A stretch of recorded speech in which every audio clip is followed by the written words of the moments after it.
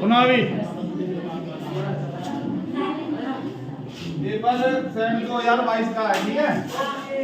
और उसका एसएसटी का और साइंस का दोनों हो चुके हैं, और उनमें कोई नहीं समझ में आया हो पूछ लेना। और ऐसा नहीं कि बैठे हो आराम करके नहीं हो गया तो हो गया। अब ये है 2022 का सेट है। इनमें से जो शुरुआत की गई है 9 नंबर से की गई है। क्वेश्चन नंबर कितने से? 9 नंबर से।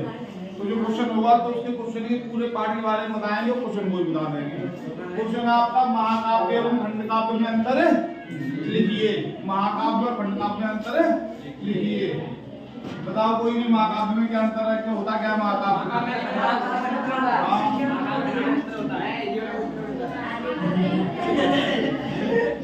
क्या अंतर लिखोगे?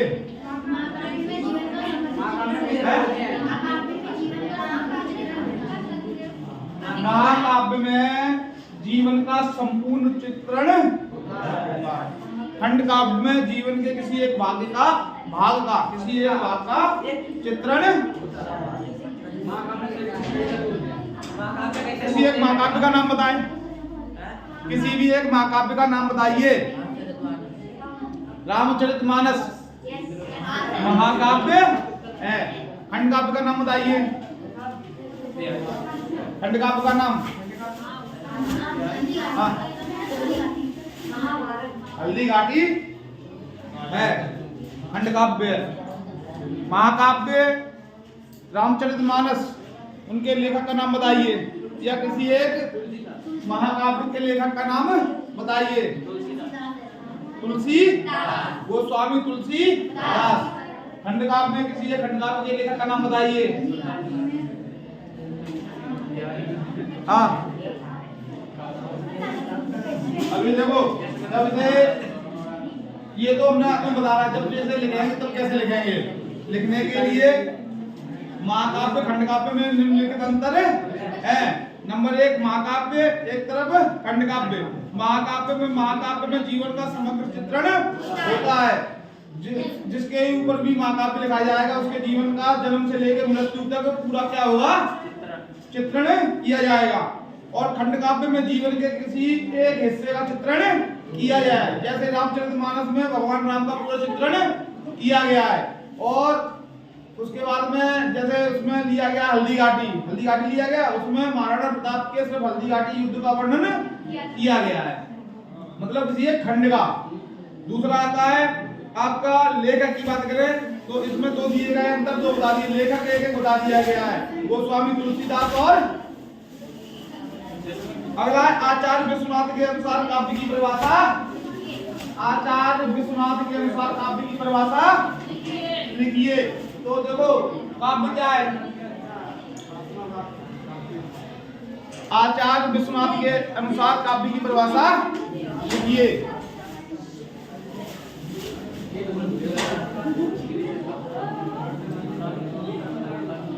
रचनात्मक वाक्यम काव्यम। रचनात्मक वाक्यम काव्यम अर्थात जिन वाक्यों से रसयुक्त वाक्य काव्य कहलाते हैं।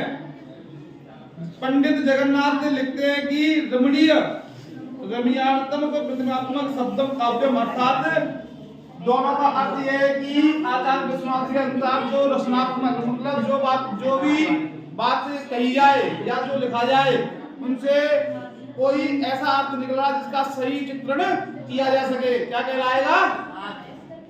काव्य कहलाएगा। किसके अनुसार?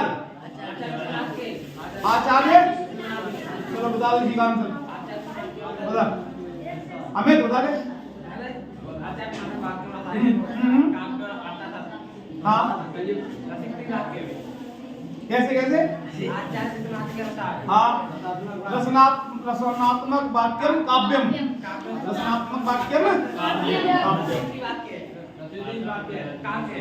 समझ में आ गया? इधर पीछे समझ में आ गया? आगे बैठ जाओ। खड़ी दिया यहाँ पे आओगे।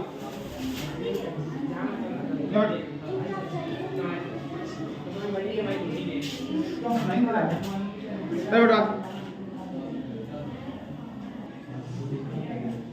अगला क्वेश्चन है आपका हास्य रस की परिभाषा उदाहरण सहित दीजिए। तो रस कितने प्रकार के होते हैं? कितने प्रकार के हैं? देखो ये इसमें कुछ क्वेश्चन ऐसे दिए गए हैं जो तुम्हारे 10वीं में भी है और 12वीं में भी सेम है, कुछ भी बदलाव नहीं होगा। जैसे महाकाव्य एवं खंडकाव्य में अंतर लिखिए, 10वीं में भी है 12वीं में भी यही रहेगा। उसके बाद में आचार्य विश्वनाथ के अनुसार 10वीं में 12वीं में भी रहेगा। हास्य रस नाटक एकांकी में अंतर, जितने ये क्वेश्चन है 10वीं में वही 12वीं में भी सेम रहेंगे। अब हास्य रस की परिभाषा दीजिए। 10 कितने प्रकार के होते हैं? 10 प्रकार के। कौन कौन से?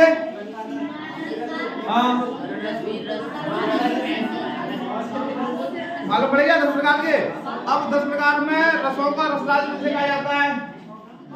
रसों का रसराज किसे कहा जाता है? श्रृंगार रस को रसों का रसराज कहा जाता है। श्रृंगार रस के कितने भाग हैं? 2 भाग। पहला भाग संयोग श्रृंगार, दूसरा वियोग श्रृंगार।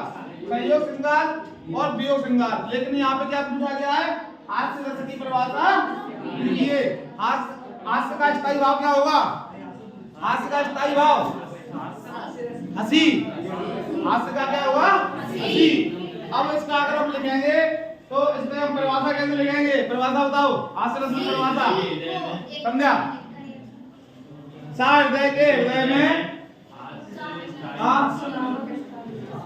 अरे बताओ तो सही। हाँ ये बताओ इधर से। हृदय के हृदय में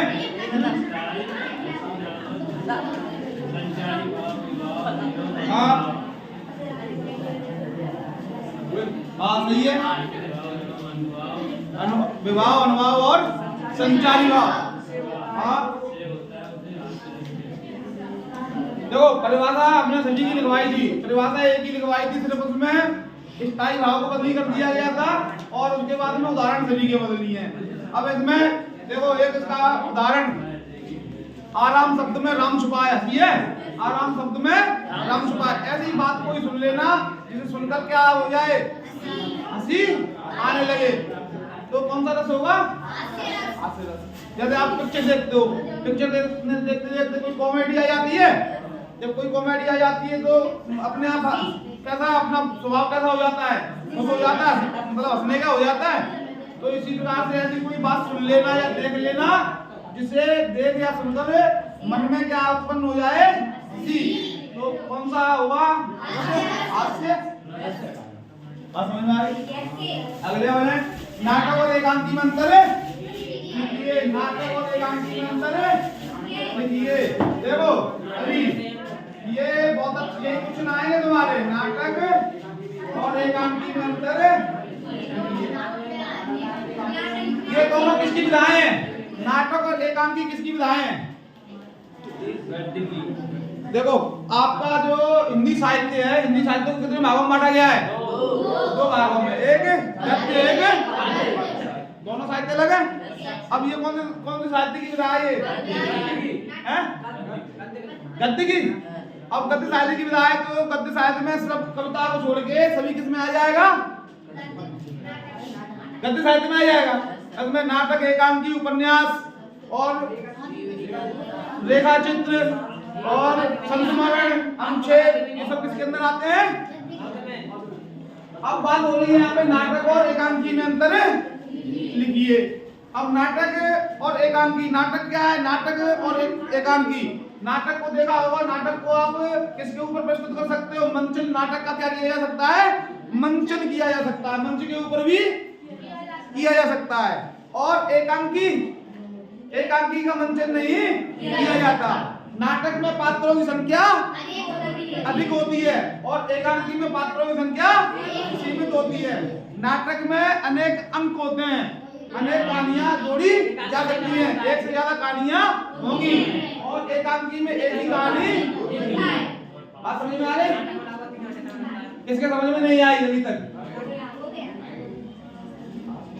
समझ में आई? पीछे लिख लोगे?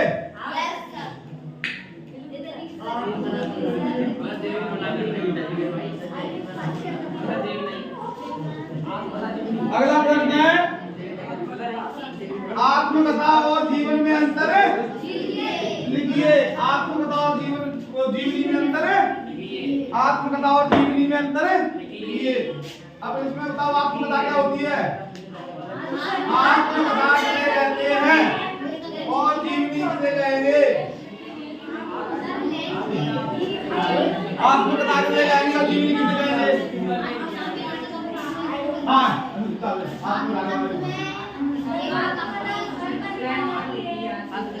आत्मकथा और जीवनी। हाँ, देखो आत्मकथा है, आत्मकथा स्वयं के द्वारा लिखी जाती है और जीवनी किसी दूसरे के द्वारा लिखी जाएगी। अब आत्मकथा में कुछ गलतियां हो सकती हैं, मतलब थोड़ी बहुत मिलावट हो सकती है, परंतु जीवनी में कोई भी किसी भी प्रकार की त्रुटि नहीं होगी। बात समझ में आ गई? जीवनी में किसी भी प्रकार की त्रुटि नहीं होगी। आत्मकथा स्वयं के द्वारा लिखी जा रही है, इसलिए थोड़ी बहुत त्रुटि हो सकती है। बात समझ में आ गई? आगे बढ़े? नहीं आई?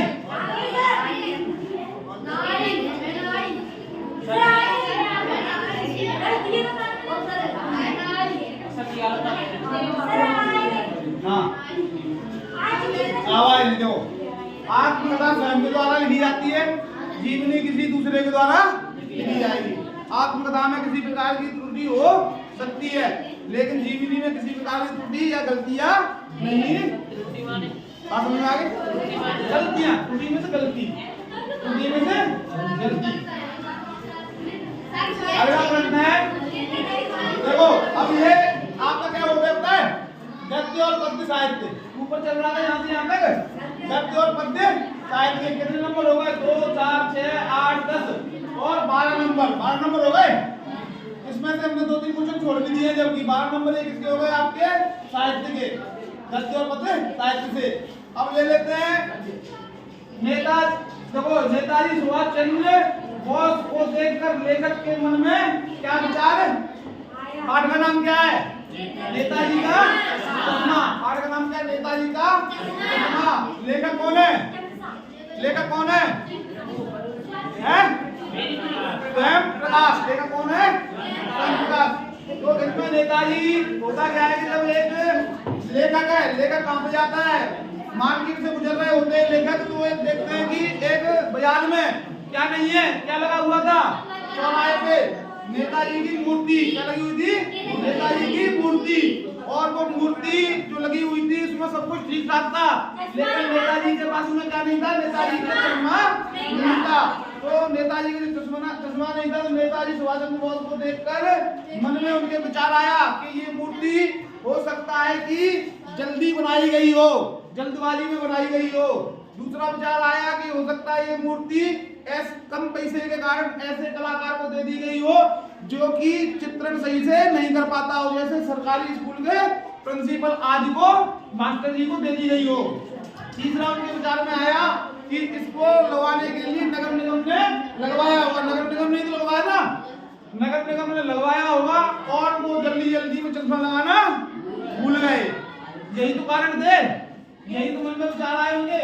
अब देखते हैं कि आप लिखोगे अब उसमें क्या कैसे लिखा जाएगा।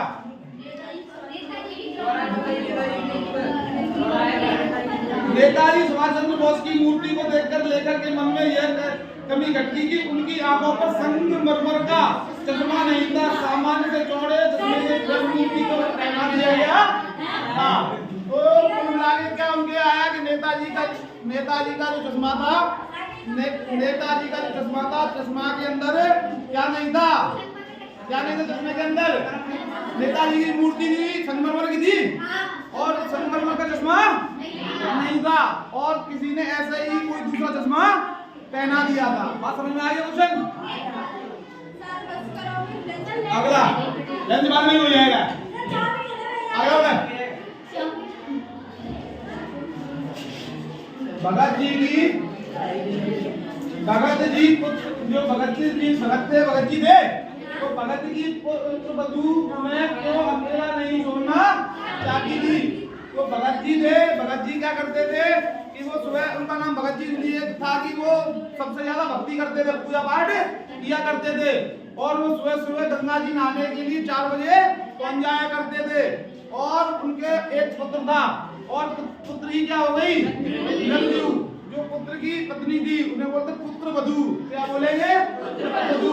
तो जब उनकी मृत्यु हो गई तब भी जो भगत जी थे वो बिल्कुल दुखी नहीं हुए और उन्होंने कहा, जब जो आए घर पे तब उन्होंने भगत जी जब उनकी वहां पे लाश रखी हुई थी उनके बेटे की, तब भी वो क्या कर रहे थे, नाच गा रहे थे और भगवान की भक्ति कर रहे थे। और इसी को देखकर उनकी जो पुत्र वधू थी वो उन्हें अकेला छोड़ के इसलिए नहीं जाना चाहती थी कि उनके जाने के बाद में उनके लिए खाना कौन बनाएगा, पानी कौन लेके आएगा और उन्हें समय पर दवाइयां कौन खिलाएगा, इसलिए उनकी पुत्र वधू को छोड़कर नहीं जाना। समझ में आया क्वेश्चन? अगला आ जाओ। भोलानाथ अपने साथियों को देखकर ससकना क्यों भूल जाता है? तो खेलने में बच्चों की स्वाभाविक रुचि होती है। यदि उसे अपनी उम्र के बच्चे खेलते मिल जाएं तो वह सब कुछ भूलकर खेल में रम जाता है। यही कारण है कि भोलानाथ अपने पिता की गोद से खिसक रहा था और वह अपने साथी बच्चों को देखता है और उनके मन साथ खेलने का मन कैसा करने लगता है, ललचालित होने लगता है। वह खिसकना बंद करके खेलने के लिए उधर जाता है। तो ये पार्ट है। इसमें एक क्वेश्चन और दिया गया है कि जब जो बच्चे आज के बच्चे खेल रहे हैं, आज के बच्चे किससे खेलते हैं? महंगे खिलौनों से और उसके बाद मोबाइल से वीडियो गेम भी खेलते हैं। जो आज से पहले के वाले बच्चे थे, जो पहली पीढ़ी थी, आज से 50 या 60 साल पहले किससे खेलते थे? मिट्टी के खिलौनों से, लकड़ी के बने खिलौनों से खेला करते थे। और इसमें जो भोलानाथ है, वो क्या अपने पिताजी की गोदी में था और वो गोदी में रो रहा था।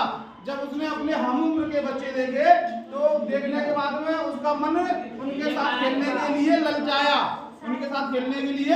ललचाया, और वो जब उनके साथ खेलने लगा तो वो अपने आप रोना बंद कर दिया।